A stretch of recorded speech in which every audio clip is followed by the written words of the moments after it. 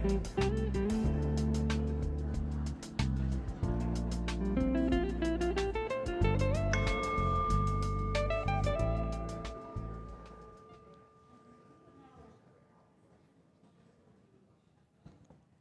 morning.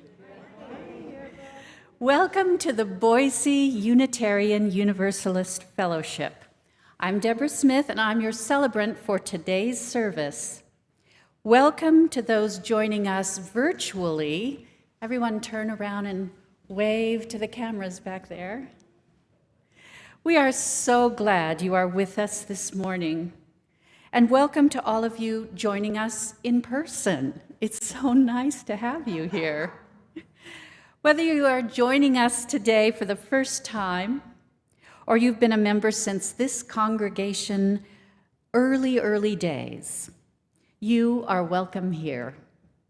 Whatever faiths you have known, if any, or whatever your heritage, you are welcome here. Whoever you are and whomever you love, you are welcome here. However you arrived at this beloved place, you are so welcome here. We seek to make love visible in the world, to build a beloved community of compassion. We nurture spirits, we lift hearts, and we broaden minds. We enact justice. If that call speaks to your heart, you are welcome here. I am honored to serve as celebrant this morning, assisting Minister Emerita, Reverend Elizabeth Greene, who faithfully served this, okay, round of applause. Sure. Who served this congregation for 25 years, and who has generously agreed to deliver the first sermon of Reverend Sarah's sabbatical. Her contribution for the month's theme of renewing faith is entitled Faith in Each Other, Reflecting on Sabbaticals. We are joined this morning by the ebullient Gem Emerson-Paige, and also Emily Squyer and Carrie Bastian, who will be providing the morning's music, and Mike Lemieux, our tech guru extraordinaire. In the spirit of our mission to build a beloved community centered around justice, equity, compassion, and interconnection, let us take a moment to acknowledge our gathering upon native lands.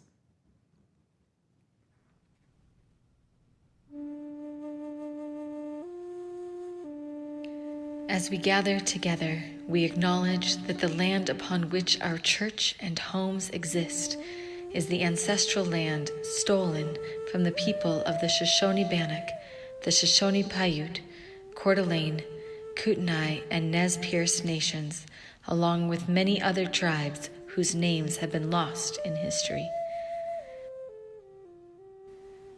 We acknowledge that our presence here today is founded upon the exclusions and erasures of many indigenous peoples.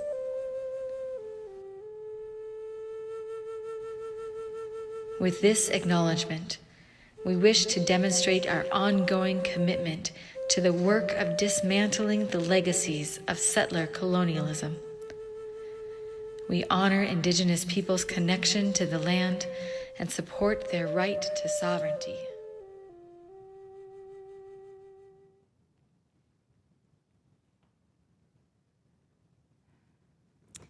I want to take a moment to welcome those newcomers among us. We know it takes a lot of courage to check out a new community, and we're so glad you've joined us today. For newcomers joining us online, we invite you to introduce yourselves in the chat so our community can welcome you. We will also share a link to our newcomer forms in the chat so we can keep you up to date with all that is happening in our fellowship.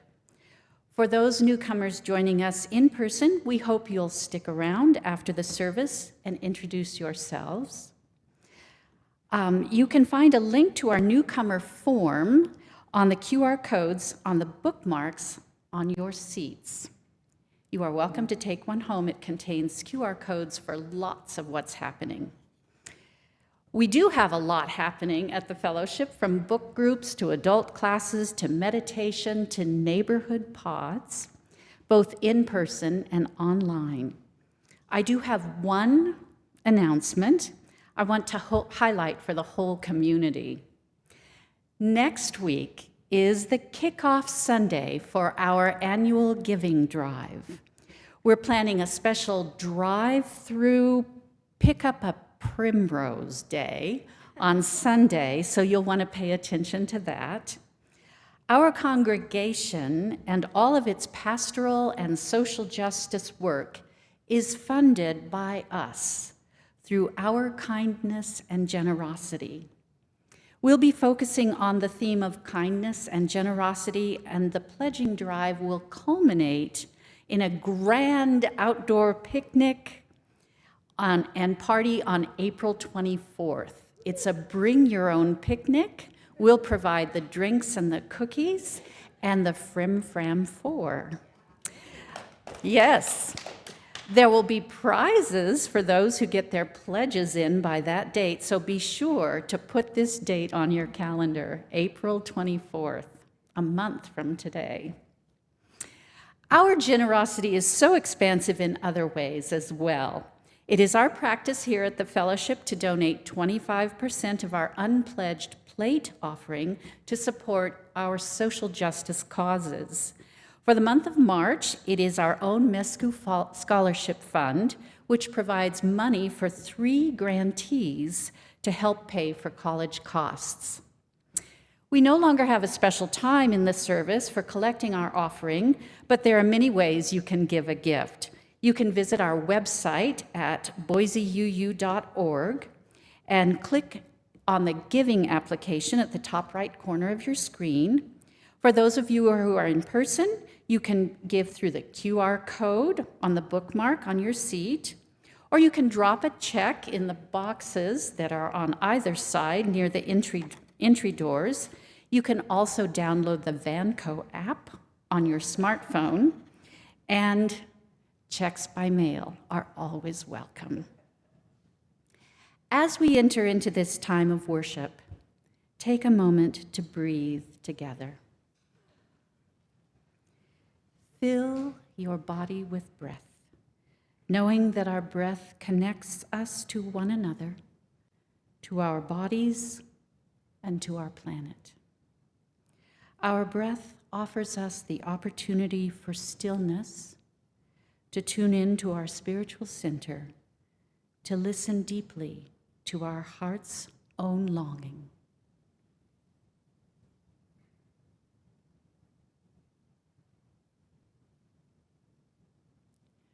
Thou art the song of my heart in the morning. Thou art the dawn of truth in my soul. Thou art the dew of the roses adorning. Thou art the woven whole. Thine is the grace to be steadfast in danger. Thine is the peace that none can destroy. Thine is the face of the need-driven stranger. Thine are the wings of joy. Thou art the deep to the deep in me calling. Thou art a lamp where my feet shall tread. Thy way is steep past the peril of falling. Thou art my daily bread. Thine be the praise of my spirit uplifted. Thou art the sea to each flowing stream. Thine be the days that are gathered and sifted. Thou art the deathless dream.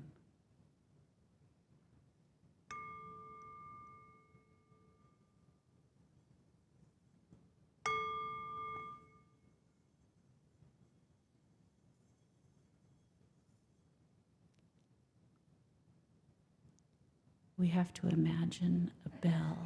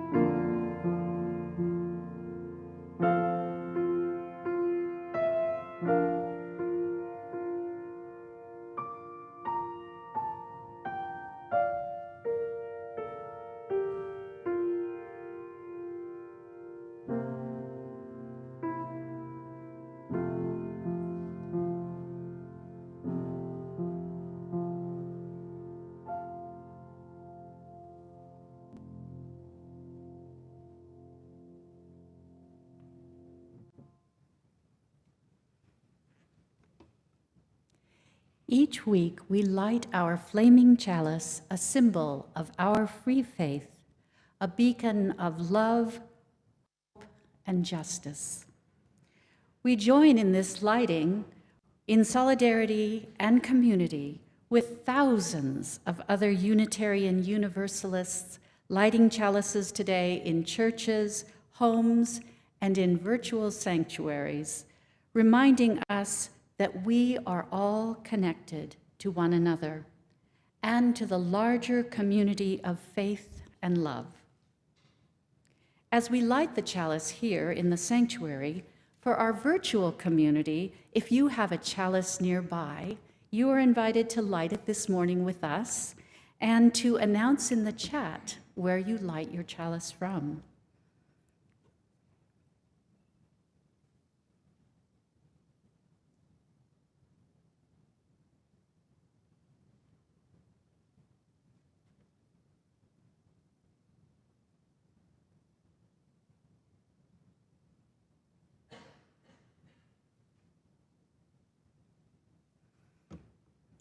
With our collective chalices lit in all our spaces, we begin our time of worship with the inspiring words from the 14th century poet, Hafez. Out of a great need, we are holding hands and climbing. Not loving is a letting go. Listen. The terrain around here is far too dangerous for that. We call forth the spirit of love for one another, for not letting go of each other. Come, let us worship together.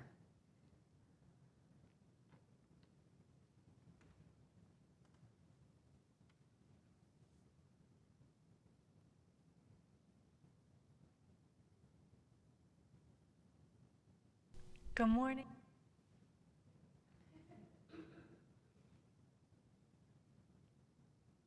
Good morning, everyone. Let's get cozy and settle into our seats for our time for all ages. Today, our story is The Magical Yet by Angela DiTerlizzi and illustrator Lorena Alvarez. And it's going to help us explore how we can hold on and keep practicing even when it gets difficult to learn something new, even when change is hard and throws us off balance. By getting comfortable with being imperfect and making mistakes, we can practice our fourth principle of accepting and helping each other learn, and our eighth principle of building a loving community that works to be anti-oppressive. So let's listen into our story. The Magical Yet. On our inside cover, just want to point out a couple of these gorgeous illustrations. We've got someone who's practicing learning math. We've got someone who is learning violin or viola. Someone sewing for their dolls, drawing, creating sculptures. There's lots of different things folks are learning here, including our protagonist, who is learning to ride their bike. There are days when your dreams haven't come true, or you're upset by the things you can't do. If you've lost, or failed, or cried just a bit, you're tired of waiting, ready to quit. Here they look so frustrated. Their mouth is clenched, I bet their brow is furrowed, and look, the wheel of their bicycle is bent. That's not good. Like that shiny new bike you couldn't ride, and it didn't matter how hard you tried. You couldn't pedal and you couldn't steer, and you couldn't get that bike into gear. Then when you thought you were on the right track, you popped a wheelie and fell on your back. That's how their bike wheel got bent. Oh man, that's frustrating. And now you won't ride. No way, not never. No riding for you, you'll walk forever. Sounds like they gave up on learning to ride. Don't give up now. There's a major game changer, the most amazing thought rearranger. Someone to show you how good you can get. Now introducing... Who do you think it's going to be? Seems like they've found something. The magical yet. Oh my gosh, it's beautiful, but what does that mean? With this yet magic, you can begin to see that you're going beyond where you've been. There are so many things that you've learned to do when you didn't know the yet was with you. Like when you babbled before you could talk, or how you crawled before you could walk. We learn these things before we even remember trying. Yet is a dreamer, a schemer, a hoper, a trier, a maker, a doer, a gotta fly higher. This yet finds a way, even when you don't, and yet knows you will when you think that you won't. What are some of the things these kids are learning and practicing? There's lots of things to try, and if you are able to see as you look closer, every single one of these kids has got their own magical yet. Up here in the window on top of this one's head, there's a little guy watching and helping. For them too, gosh, there's so many yets. Everyone's got their own. Like that shiny new bike that you couldn't ride. Hop right back on yet with the yet by your side. Yet doesn't mind warm-ups, fixes, and flops, do-overs, redos, stumbles, and stops. They're there helping. Yet knows there's mistakes, some big and some small. With yet you're sure to get over them all. They're learning to play clarinet, and the first sound they make scares the cat. But they keep practicing. Play the kazoo or play the bassoon. Oh, that's a bassoon. Jam with the yet, and you'll soon be in tune.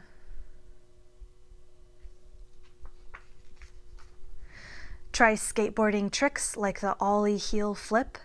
This yet can get you to the championship. Tongue twisters, twisted your tongue in a knot, yet says keep trying and practice a lot. Wonder what tongue twisters you know. Be patient, yet can't do it all overnight. Some things take days, months, or years to get right. Here's someone making a beautiful painting, and just as they're halfway through, their paint spills all over it. And I wonder what the yet helps them do, if you can tell how the yet helps them with that mistake.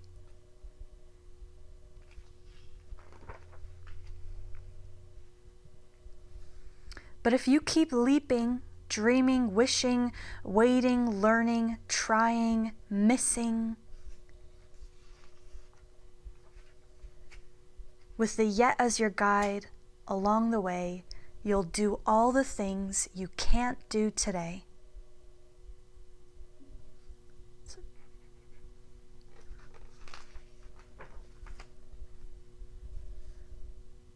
Now you're bolder, braver, starting to see. With yet, you can get where you want to be. Our protagonist is looking confident here and ready to try this big hill on their bike.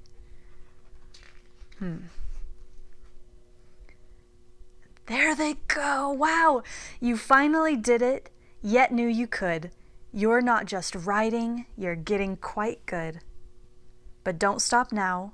You've got so much to do. The good news is this yet grows with you.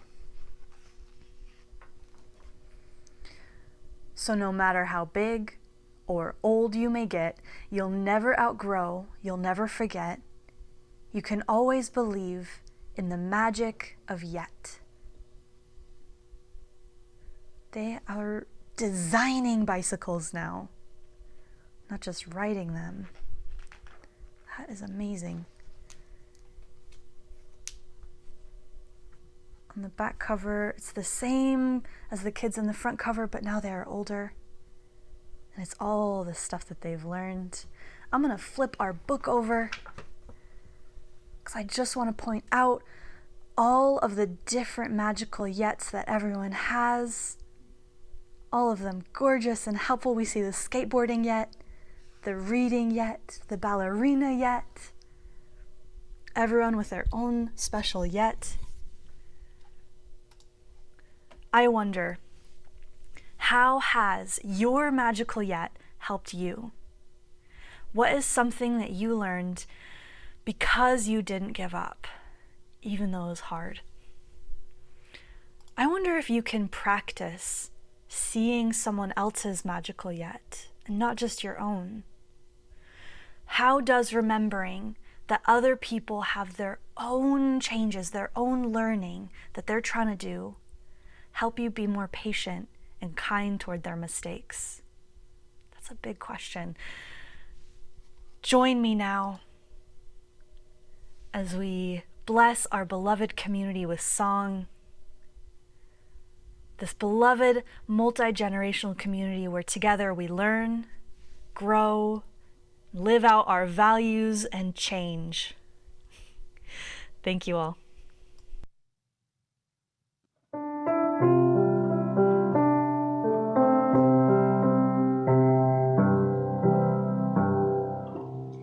May your mind be open to new learning. May your lips bring truth into the world. May your heart know love and your hands do the work of justice as you go your way in peace. As you go your way in peace.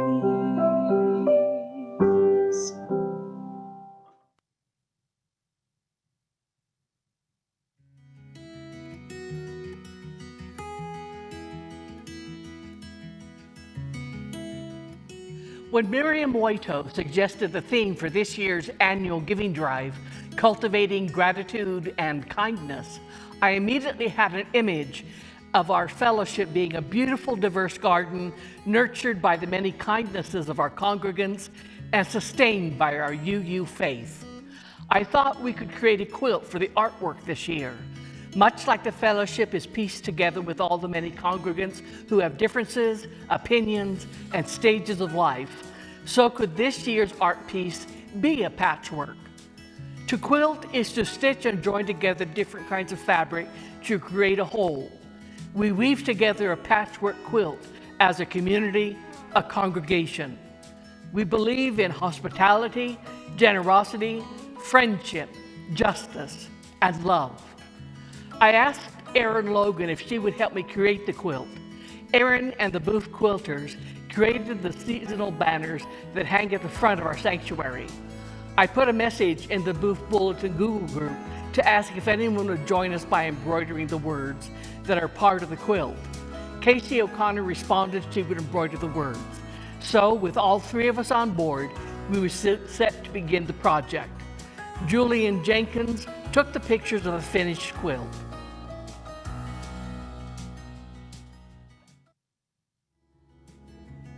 From Erin Logan, I hope the banner brings a smile of surprise, of curiosity. Nancy Harms solicited me way back in mid-August to help her come up with a visual depiction of our annual giving drive theme, Cultivating Gratitude and Kindness. She had some specific input she wanted to be incorporated into the design to give it a 3D effect. She made the lovely 3D flowers and provided the jeweled pins and water droplets for inclusion. The watering can was also a must-have element. The embroidery of the can was beautifully done by Casey O'Connor.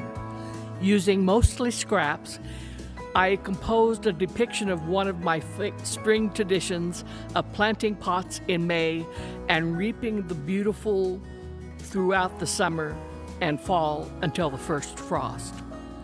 The flowers are a reflection of the makeup of our fellowship, each participant with a unique combination of age and personality, the totality of which creates a vibrant, loving, caring community that thrives with consistent gifts and resources depicted by the jewel water droplets and watering can.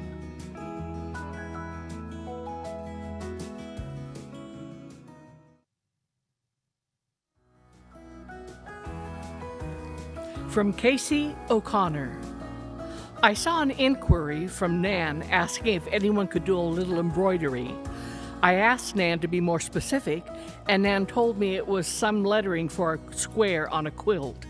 It seemed like something I could probably do because I had just finished a small lettering project on a friend's blouse. And although I hadn't done much other stitchery for years, I used to do a lot and enjoyed it. Once I realized what I had agreed to do more specifically, I felt a little nervous about the responsibility. But I glided right back into the zen I remembered as a young woman, and the message and font are beautiful. Seeing the finished quilt is a thrill. It's so beautifully designed and crafted thanks to Erin and Nancy.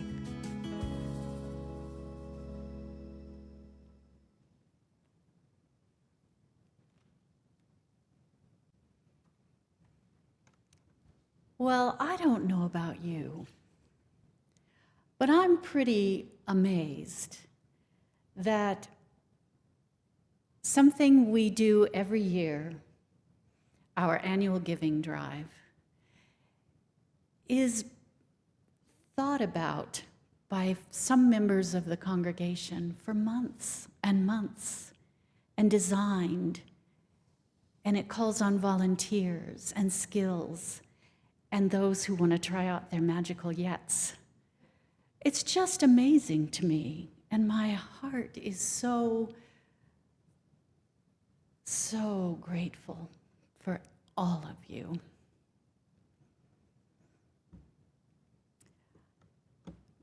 Each week, we take time to acknowledge the many joys among us and to grieve our many sorrows and losses, so that we might lift that burden for each other and receive the blessing of this community. A reminder that you can submit your joys and sorrows online each week via the link on our website or the QR code that will take you right there. We collect these and share them aloud each week. Our virtual community will continue to share joys and sorrows in the chat. We combine our collective joys and sorrows every month and share them in a community-wide email. It is through our sharing with one another that we forge deep bonds of community and connection. As we begin this time, please hold the families of Roy Montague and Martin Wilkie and the many friends of Mitchell Bethel in your hearts. Longtime member Roy Montague died March 15th, as many of you know. A celebration of life will be held in May at the Center for Spiritual Living. Martin Wilkie's memorial service will be held Thursday, April 14th at 11 o'clock. It will be here at Booth and also online. If you are holding someone in your heart this morning, I invite you to speak their name aloud into this community of love, that we may hold them with you.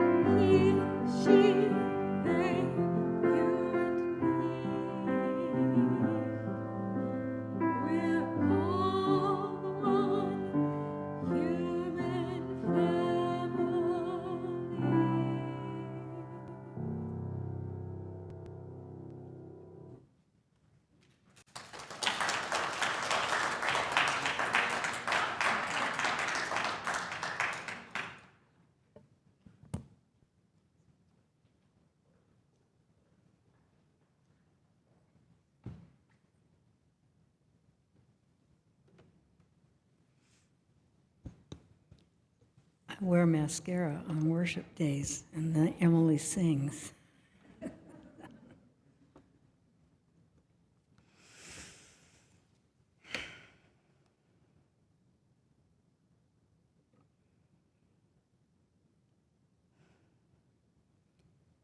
May the arms of this community hold all our joys and sorrows, those named and those who remain silent, close to our hearts.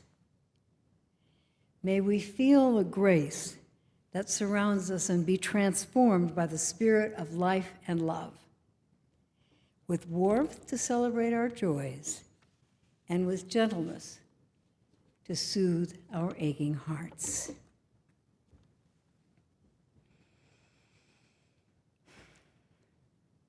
Breathe with me.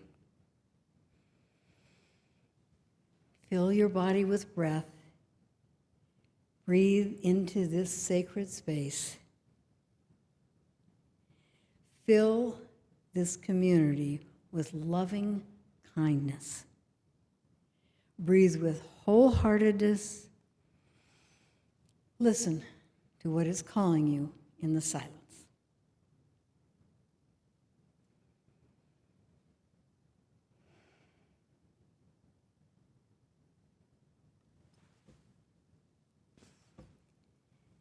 This is a poem by Denise Levertov called The Fountain.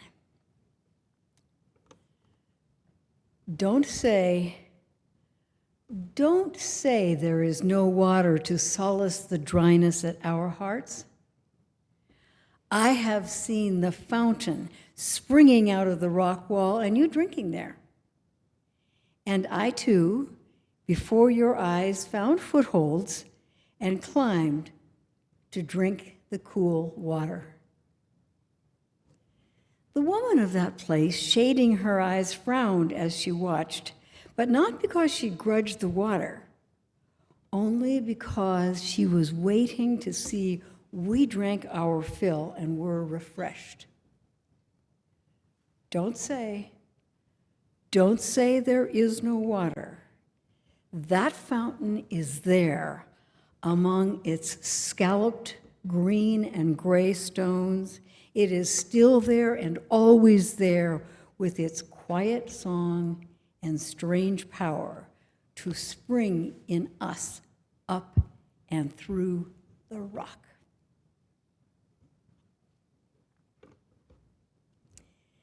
Before I start my sermon, let me say how happy I am to be here this morning. Somewhat familiar.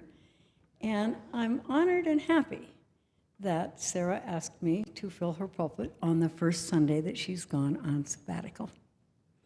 It speaks well, actually, for all of us in our relationships.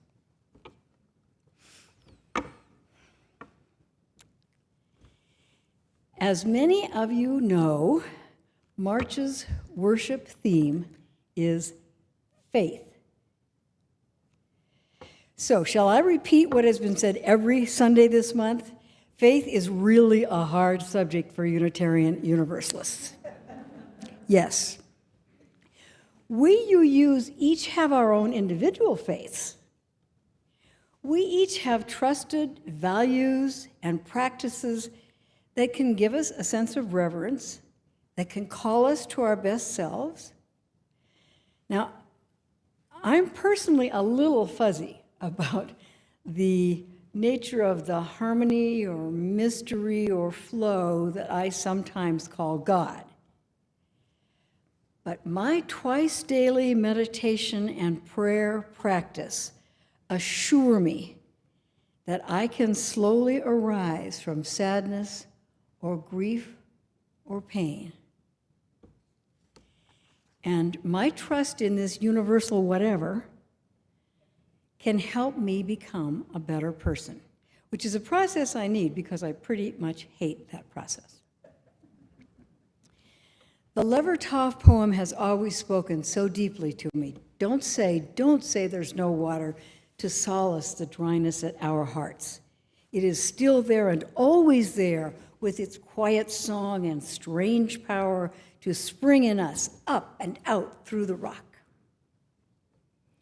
Each of us has our own idea of what it is, greater than we are, that dwells in our hearts and souls when we but pay attention. Now, clearly, this position is, by and large, a tad problematical, as we all know, from explaining ourselves to others who are not UUs. If we share no agreed-upon creed or set of beliefs in which we have faith, what are we? There are a couple of answers to that. The first is that it is perfectly possible to gather together in recognition and respect for each other's higher powers, God, nature, social justice, love, on and on. It's just an unfamiliar concept for most people. But never mind most people. Much more important is that we cherish community. We must cherish community. We must have faith in ourselves and in each other to behave as absolutely best we can to be able to make a difference to each other and to the world. We must do this so we are truly bound together, the root of the word religion, as we so often say. One of our songs says we thrive together. The wonderful Emily reminds us we belong to each other. I thank you so much, Emily. It was wonderful. Now, this particular aspect of faith is especially important as we embark on a fairly extended time without Reverend Sarah, our Rock of Gibraltar in so many ways.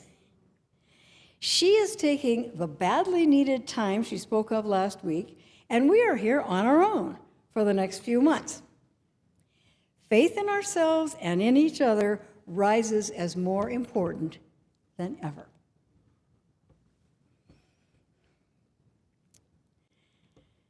Now, I'm going to appear to change the subject, since this sermon is somewhat awkwardly about two things, faith and sabbaticals. But have faith in me, all will become clear. This part of the sermon is about ministerial roles and pressures. It is not uncommon for a few people to cherish resentment about ministerial sabbatical leaves. I don't get extended time off, why should they? I want to share some things that I hope might lead to greater understanding. When we ministers are actively serving a congregation, we can't exactly preach about the hard parts or expectations. We would sound like whiny crybabies, not exactly what you want in your called spiritual leader. But I am not an actively serving current parish minister, so I will. Plus, and this is super important, okay? Pull yourself back from your digressions, turn up the audio. Even though I'm going to talk about some of the harder stuff of being a practicing parish minister, we who stick with it love it. We are honored to serve, honored to share hearts and souls and lives. Don't forget that now, okay?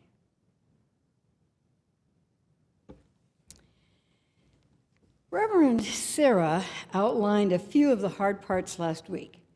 I would add that the expectations are pretty high, perhaps the last generalist profession around.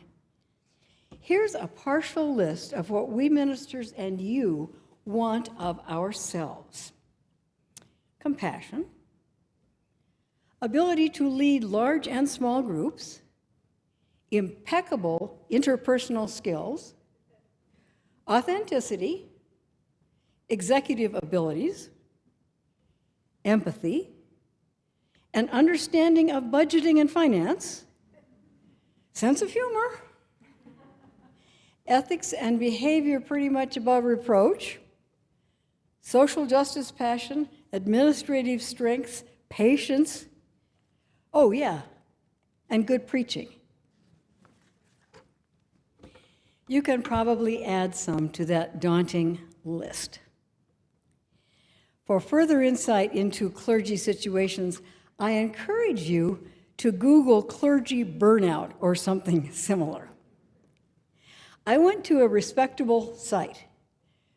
It's called Soul Shepherds. It's a group which advises ministers in difficulty, and it helps people plan sabbaticals.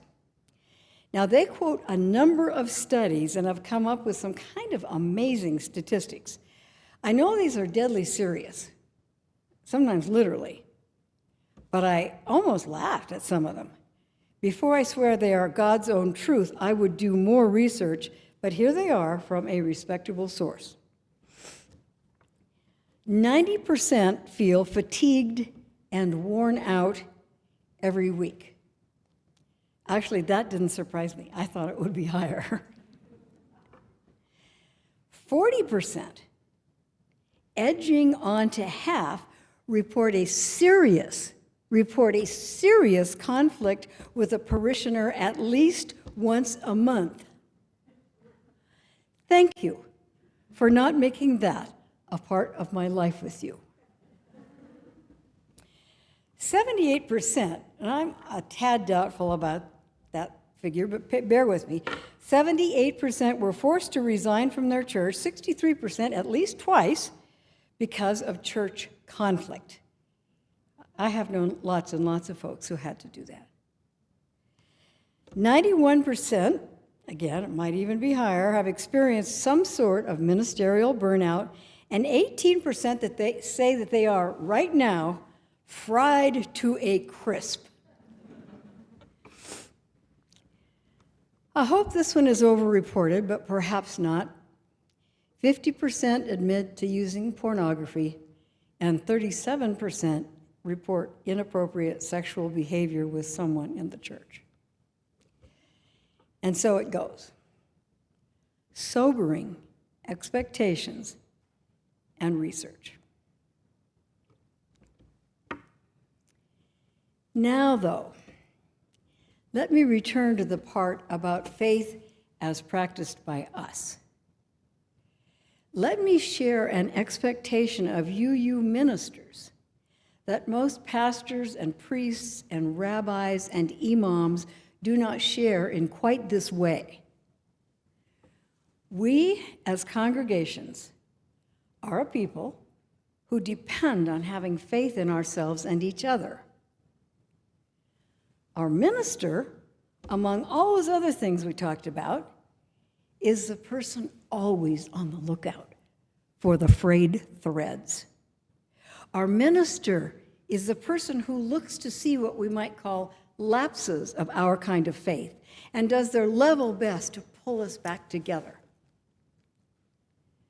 Our minister is aware of how fragile faith and trust can be and takes deeply seriously the responsibility for shepherding. Not in the traditional sense. We cannot, when up against a wall, exhort you to go to your room and pray to Allah or Jesus or Muhammad or Mary Baker Eddy. We oversee in a broader, deeper, more human and more spiritual way. Collaboration is a hallmark of Unitarian Universalism. We expect our minister to stay aware at all times that that requires a lot of faith in ourselves and each other, and we expect our minister to monitor it. The famous herding cats phrase comes to mind. All ministers, but certainly Unitarian Universalist ones, need sabbaticals. I took 2 when I served as your minister. Looking back over the 25 years, I would have taken either more shorter ones or one every 7 years, so I had 3. They were remarkably uplifting, opening, relieving, relaxing, refreshing. We all weathered them well. Although I would say and I hope we all stay aware of this, that re-entry is difficult. After my sabbatical in 1995, re-entry was not so hard because there were fewer people. Re-entry was a lot bumpier in 2008 when we had made few comprehensive plans for it. In 1995, we had a river float culminating in a big picnic. Judy Frederick had the idea that I sit in a fancy chair in the park, and every single person came up to say something or share with me. It was great. It's a lot harder when we have something like 300 involved people trying to get reacquainted with their minister after 6 months. If we take all of this, we will learn and grow while Sarah is gone. We will look deeply into who we are as individuals and as a congregation. We will welcome all the newcomers who won't know her when she returns. We will realize she has changed. We will realize we have changed. And we will sensitively explore our new relationships, our new identity. So far, I would say that we as a congregation have done a great job of preparing. The Committee on Ministry will continue to work hard at that shepherding, at that tending to our faith. Reverend Sarah almost knocked herself out tying up loose ends. And you know, I think when it was time for me, I just left. Chips falling where they may. It seemed to work out okay. When we are all together again, we will have rituals, social occasions, perhaps classes, special occasions, whatever we can think of, to bring ourselves back together as a new congregation. When we are together again, we will practice what we've been practicing during this learning and growing time. We will have love and compassion for each other and for ourselves. We will trust each other's sensitivity and honesty, paying special attention to how we are all different. Now, a reminder seems in order here, a sort of afflicting the comfortable in each of us. It is good, it is right that we talk about thriving together and belonging to each other, for these are inspirational and aspirational. We need to hold up our beacons, beacons too, sing about them, read about them, speak about them, share them. We are holding hands. Not loving is letting go. At the same time, we have to actually work at it in our own soul and heart lives. I so appreciated Jen's story this morning. It's exactly what I want to say right now. Maintaining the level of love and compassion we need for our demanding faith is not easy. It requires that we look at our own stuff all the time, finding what in us has hardened and moving towards softer understandings. It requires that we spend time at our fountains, hearing and feeling what its quiet song and strange power have to teach us. The Dalai Lama says, if an opinion or statement led to negative emotions, the odds are high that there's something within you that needs healing. And guess what? The Dalai Lama, that beacon of love and serenity and laughter, also acknowledges that practicing and maintaining compassion is just plain hard. I recently suffered an unexpected text attack from someone I know. It is an awful kind of name calling. Now, this person has nothing to do with our fellowship, so don't start guessing. I understand that the Dalai Lama and others exhort us to pray for our enemies, to make our enemies, and I am trying really hard, actually praying for that person's well-being, saying the words anyway.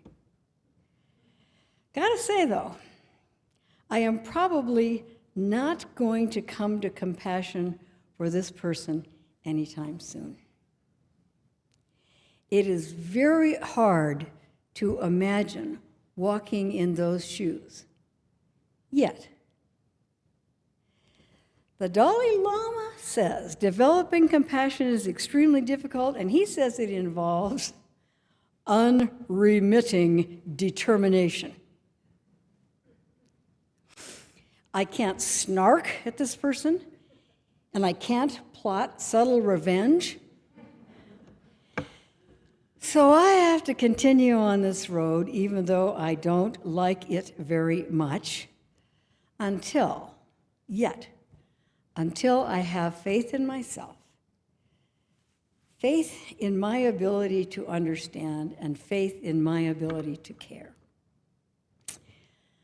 I'm hanging on to the magical yet. And so do we all. Developing what it takes to allow us to be more and more faithful in our Unitarian Universalist way is not the easiest path. But think how important it is if we are to be nurtured here, all of us, and if we are to make a difference. We generously offer our excellent minister the chance to refresh and heal, and also, perhaps, become someone a little different. We offer ourselves the same opportunity. We belong to each other.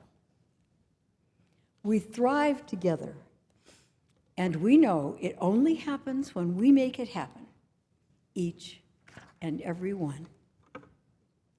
May it be so.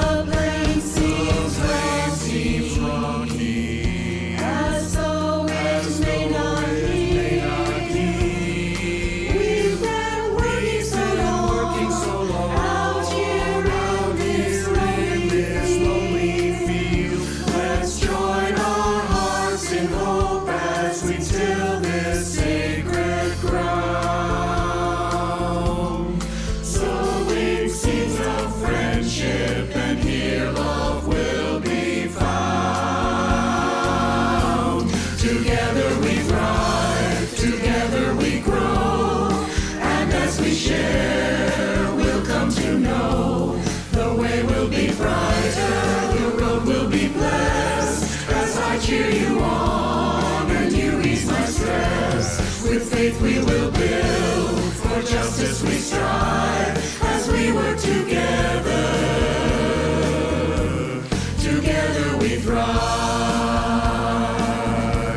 Together we thrive. Together we thrive.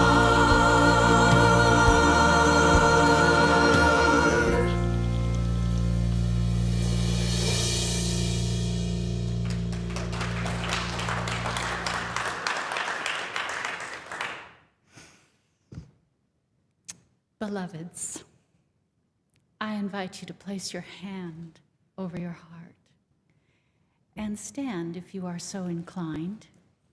And you at home, place your hand over your heart. I want you to imagine in your heart and in your minds, what is my magical yet? What am I working on? The hard work that Reverend Elizabeth mentioned, to be able to make this faith work. And now open your eyes and look at each other and see that magical yet that we are all struggling with. And send your eye beams of compassion and love and patience, because truly, truly, this is an extraordinary faith. We are called upon to do what is nearly inhuman, to love one another as ourselves, and to love ourselves with understanding and deepness and forgiveness. May we carry that love and compassion for one another into the world. Go in peace.